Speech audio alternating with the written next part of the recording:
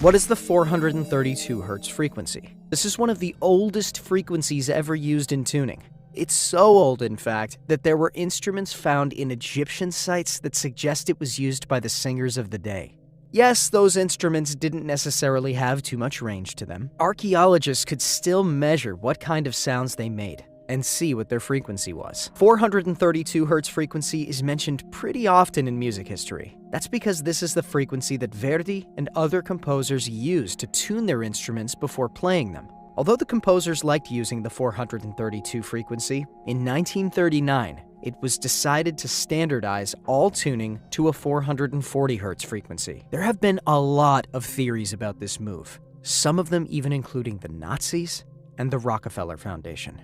Others even go further and say that the entire music industry is being used to corrupt people by using music designed to play at a 440 Hz frequency and so stimulate the aggressive side of people.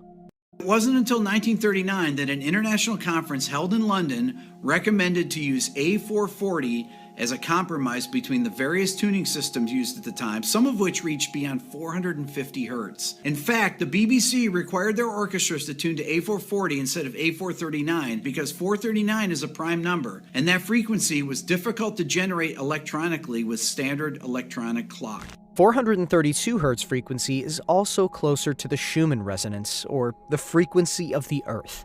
The Schumann resonance is at around 8 Hz, so tuning any instrument to a multiple of that, which 432 is, would give anyone doing so a much sharper sound, more in tune with the natural world around them. Granted, some may say that the Schumann resonance has changed over time, and it may not be a perfect 8 Hz. But considering that Schumann resonance was first measured in 1960, that's a pretty good match. 432 also appears in texts about the Great Flood, as described by the Babylonians. For them, 432,000 years passed between the moment of creation and the Great Flood.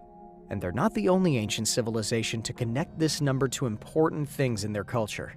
Ancient Egyptians integrated numbers into their pyramids.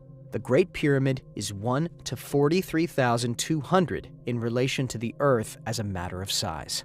Stonehenge also has some interesting connections to the number. Dividing the Platonic year of 25,920 by the number of stones used to construct the monument, which is 60, we get precisely 432. Even more so, they managed to include it in a lot of their works and even used it to do complex mathematical equations. That makes the number itself a part of both nature and the civilizations that have developed over time.